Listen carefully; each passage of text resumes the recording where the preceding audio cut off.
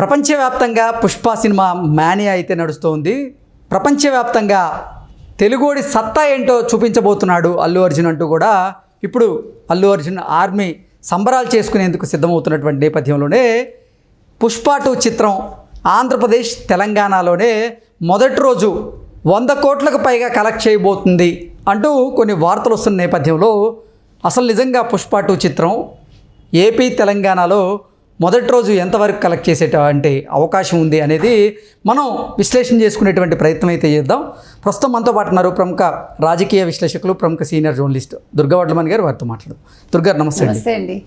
దుర్గారు, రేపు ప్రపంచవ్యాప్తంగా భారీ అంచనాలతో పుష్ప 2 చిత్రం అయితే విడుదల కాబోతోంది. ఈ నేపథ్యంలోనే ఆంధ్రప్రదేశ్ అండ్ తెలంగాణలో మొదటి రోజు 100 కోట్లకు పైగా కలెక్ట్ చేయబోతుంది అంటూ కొన్ని వార్తలు వస్తూ ఉన్నాయి. ఏంటి ఆ పరిస్థితులు ఉన్నాయా? ఏంటి 100 కోట్ల పైగా అంటారేంటి? 100 కోట్లు ఆల్రెడీ అడ్వాన్స్ బుకింగ్స్ అయిపోయాయి కదండి ఆంధ్రప్రదేశ్ తెలంగాణ మొత్తం ఓవరాల్గా మీరు తీసుకుంటే 100 కోట్లు ఆ సినిమాకి ఆల్రెడీ అడ్వాన్స్ బుకింగ్స్ అయిపోయాయి. సెకండ్ డే థర్డ్ డే కూడా అయిపోయాయి. మీకు ఓన్లీ యుఎస్ మార్కెట్లోనే $2.7 బిలియన్ కి టికెట్స్ బుక్ అయ్యాయి.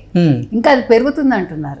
కాబట్టి మీరు ఫస్ట్ డే ఎంత రఫ్గా చూసుకున్నా ఓవరాల్ గా ప్రపంచవ్యాప్తంగా మనం 500 కోట్లు అంచనా వేయొచ్చు. అంటే minimum I'm talking about. Okay, అంటే గ్రాస్ అవకాశం ఉంది అంటే ఇప్పటి వరకు RRR మొదటి రోజు కలెక్షన్ 257 కోట్ల కలెక్ట్ చేసి మొదటి స్థానంలో ఉంది. అంటే RRR రికార్డ్స్ అయితే ఖచ్చితంగా పుష్ప 2 చిత్రం బ్రేక్ చేసేటువంటి అవకాశం ఆల్రెడీ బ్రేక్ చేసింది కదండి. అడ్వాన్స్ బుకింగ్స్ లోనే 100 కోట్లు ఇంతవరకు లేదుట ఏ చిత్రానికి.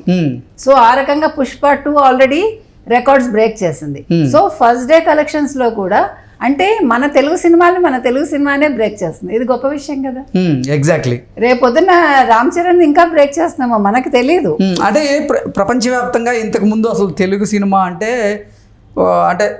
సముద్రంలో ఒక ఆవగింజంత ఉండేది. అలాంటిది బాహుబలి, మగధీర ఈ సినిమాల తర్వాత అసలు తెలుగు మార్కెట్ అనేది అసలు అంటే ఎల్లలు దాటింది. ఈ నేపథ్యంలో ఒకటి చెప్పమంటారా? 2007లో 2006 మేబీ నేను రెడాన్ మీడియాలో పనిచేసేటప్పుడు సినిమా వాళ్ళు వస్తారు కదా, తమిళ వాళ్ళు అందరూ కూడా, వాళ్ళ కమెంట్ ఏంటి తెలుసా? మీ తెలుగు సినిమాలు ఏమున్నాయి?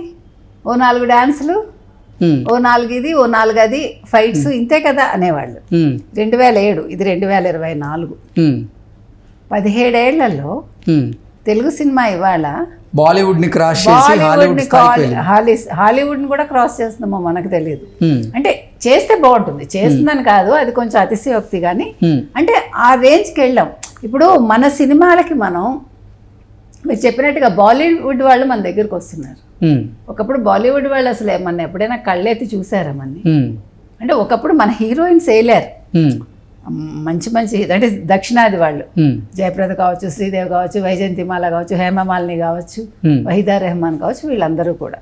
కానీ అసలు మనని పట్టించుకోరు కదా. అలాంటిది మన గడ్డ మీదకి వచ్చి వాళ్ళు తెలుగులో మన ప్రేక్షకుల్ని పలకరించారు ఇటీవల కాలంలో. అలియా భట్.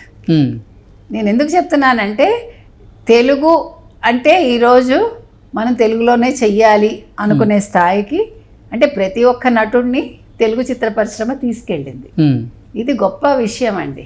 అంటే రాజమౌళి అనే వ్యక్తి, ఒక డైరెక్టరు, ఒక బాహుబలితోటి, ఇప్పుడు బాహుబలే తెలుగు చిత్ర పరిశ్రమ కూడా అంతే కదా. అవును, బాహుబలి 2 తర్వాత RRR. అది కాదు, బాహుబలి స్థాయి నేను చెప్పేది. బాహుబలి అంటే అంత హ్యూజ్ అని ఆ మార్కెట్ మంది. భారతదేశ సినీ చిత్ర రంగంలో తెలుగు చిత్ర పరిశ్రమ అనేది బాహుబలి. ఓకే, అంటే బాహుబలి అనేది అంటే సినిమా టైటిల్ కాకుండా దాని మీనింగ్ మనం చెప్పుకుంటున్నాం. కాబట్టి ఇవాళ పుష్ప 2 మీరు అన్నట్టుగా ఇవాళ రాత్రి 9:30కి మొదలవుతాయి. మిడ్ నైట్ షో ఉంది 1 o'clockకి, మళ్ళీ ఎర్లీ మార్నింగ్ 5 o'clock ఉంది. దాని మీద తెలంగాణలో ఎవరో కోర్టుకు కూడా వెళ్ళారు. అయితే ఈ టికెట్స్ రేట్లు పెంపు విషయంలో మేము కలగజేసుకోమని తెలంగాణ హైకోర్టు చెప్పేసింది. ఆల్రెడీ జీవో గవర్నమెంట్ ఇచ్చింది కాబట్టి ఆ విషయంలో మేము కలగజేసుకోమని చెప్పారు. కాబట్టి అంటే మీరు అన్నట్టుగా ఇవాళ ఇంత రేట్లు పెంచినా కూడా ఇంత టికెట్ బుకింగ్స్ జరిగాయంటే నిన్న మనం మాట్లాడుకున్నాం. ఈ రేటు వల్ల బుకింగ్స్ ఆగవు, సినిమా చూసే వాళ్ళు ఆగరు. ఓకే, కానీ ఇప్పుడు హైకోర్టులో కానీ ఇప్పుడు ఆంధ్రప్రదేశ్ హైకోర్టులో అలాగే తెలంగాణ హైకోర్టులో ఈ సినిమాని ఆపాలి, ఇది సామాన్యులకి దూరం అవుతుంది అంటే ఈ టికెట్ల రేట్లు పెంచి సామాన్యులు సినిమాకి వెళ్లకుండా చేస్తున్నారు అంటూ కూడా కొన్ని పిటిషన్లు ఆ దాకా. పిటిషన్కి హైకోర్టు చెప్పింది కదా మేము కలగజేసుకోమని రేట్ల విషయంలో. తెలంగాణలో ఆల్రెడీ తీర్పు వచ్చేసింది మీకు. అందుకని ఈ మిడ్ నైట్ షో తర్వాత ఎర్లీ మార్నింగ్ షో మీదే వాళ్ళు తీర్పు ఇవ్వలే ఇంకా. ఎందుకంటే ఇప్పుడు మనకి కొంచెం కోల్డ్ వేవ్ ఉంది, పిల్లలు వెళ్తారు, ఈ ఒక్క కారణం వాళ్ళు చెప్పారు, అంటే పిటిషనర్ చెప్పారు. కానీ రేట్ల విషయంలో కలగజేసుకోలేదు కోర్టు. మీకు అర్థమైందా? తర్వాత మొన్న మీరు ఈవెంట్కి వెళ్తే అసలు స్కూల్ పిల్లలు మొన్న ఈవెంట్లో యూసఫ్గూడలో తెలుసా మీకు? స్కూల్ పిల్లలు ఆ ఈవెంట్లో ఉన్నారు, స్కూల్స్ మానేసి. ఓకే. అంటే ఇప్పుడు మీరు దీన్ని బట్టి మీరు ఏం అడుగుతున్నారు? పిల్లలు దొంగతనంగా సినిమాకి ఎందుకు వెళ్ళాలి అనేది నా క్వశ్చన్. సినిమా అలాగే పిల్లలు దొంగతనంగా ఎందుకు ఒక ఈవెంట్కి వెళ్ళాలి, పేరెంట్స్ ఎందుకు దాన్ని కన్సిడర్ చేయకూడదు? అంటే నేను వెళ్తానమ్మా అని ఒక పిల్లాడు ఒక సినిమాకి పంపించే అంటే దొంగతనంగా ఎందుకు వెళ్ళాలి? మీకు నేను అన్నది అర్థమైందా పాయింట్? నేను స్కూల్ మానిపించి సినిమా కంటే చిన్నప్పుడు అందరూ చూసిన వాళ్ళే అట్లాగా. ఇవాళ మీరు మా కజిన్స్ ఉన్నారండి, వాళ్ళందరూ కూడా పెద్ద పెద్ద పోస్టులు పెద్ద పెద్ద కంపెనీస్ పెట్టిన వాళ్ళు, బిలీవ్ ఇట్ ఆర్ నాట్. ఇప్పటికి కూడా they are running the companies. యుఎస్లో ఉన్నారు, ఇక్కడ ఉన్నారు. వాళ్ళందరూ కూడా మేడ మీద నుంచి ఒక దాన్ని ఏమంటారు ఎలక్ట్రిక్ పోల్ పట్టుకుని దిగిపోయి సెకండ్ షో సినిమాలు దొంగతనంగా రేపు ఎగ్జామ్ అంటే చూసిన వాళ్ళే. సినిమా చూడకుండా ఎగ్జామ్ రాసిన కజిన్స్ చాలా మంది లేరు. మీరు నమ్ముతారా? అందరూ ఫస్ట్ వచ్చారు. నేను అనేది మనం ఆ ఫ్రీడమ్ ఇవ్వాలంటున్నా కొంతవరకైనా. అంటే అందరూ అని కుదరకపోవచ్చు. నా ఉద్దేశం ఏంటంటే మీరు తప్పుగా తీసుకోవద్దు దీన్ని. దొంగతనంగా లేకపోతే అబద్ధం చెప్పి పిల్లలు ఆ పని చేసే బదులు పేరెంట్స్ గా మనం ఓకే నీకు ఇది చూడాలనుందా అని ప్రోత్సహించారు. స్కూల్ టైమింగ్స్ అయిపోయిన తర్వాత పేరెంట్స్ నీకు అర్థమైందా నా పాయింట్? అంతేగాని ఏదో వాళ్ళు బంకు కొట్టి తీసుకెళ్ళమని కాదు.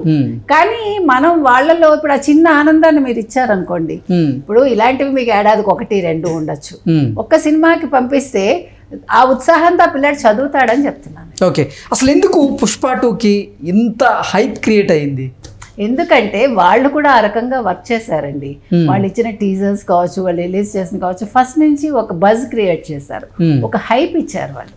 అంటే అది చిత్ర నిర్మాణ సంస్థ కూడా ఫుల్ ప్లెడ్జ్డ్గా మొత్తం వాళ్ళ ఎఫర్ట్స్ అన్ని పెట్టింది దాని మీద. దాని వల్ల ఇవాళ అంటే అది కూడా ఒక రీజన్. ప్లస్ పుష్ప ఎప్పుడైతే ఒక మంచి ఇది క్రియేట్ చేసిందో పుష్ప 2 మీద అంచనాలు పెరిగిపోయాయి ప్రజల్లో కూడా. మీరు ఇందాక చెప్పినట్టు అల్లు అర్జున్కి చాలా మంది ఫ్యాన్స్ ఉన్నారు. అంటే ఏ సినిమా అయినా ఒక నటుడు మనకు నచ్చితే అది చూడాలి అనే కుతూహలం ప్రజల్లో పెరుగుతుంది. సో ఆ విధంగా ఇవాళ ఈ బజ్ అనేది పెరగడం, ప్లస్ అతనికి ఉండే ఫ్యాన్ ఫాలోయింగ్, చాలా అంశాలు ఉన్నాయి అందులో. ఇప్పుడు అతనికి వచ్చి ఎరగెంట్ గా అనిపించచ్చు. ఆ ఎరగెన్సీ కూడా ప్రజలకు నచ్చిందో మనకు తెలియదు. ప్రజల్ని మనం అంచనా వేయలేం, అంటే ఫ్యాన్స్ ని ఎస్పెషల్లీ మనం అంచనా వేయలేం. కాబట్టి ఈ సినిమా ఆ రకంగా ఈరోజు ఇంత కలెక్షన్ సునామీ సృష్టించింది, ఇంకా సృష్టిస్తుంది. మనం నిన్న చెప్పుకున్నట్టుగా 2500 కోట్లు అవలీలగా సాధిస్తుంది అనేది నా నమ్మకం. ఓకే అండి, థ్యాంక్ యూ సో మచ్.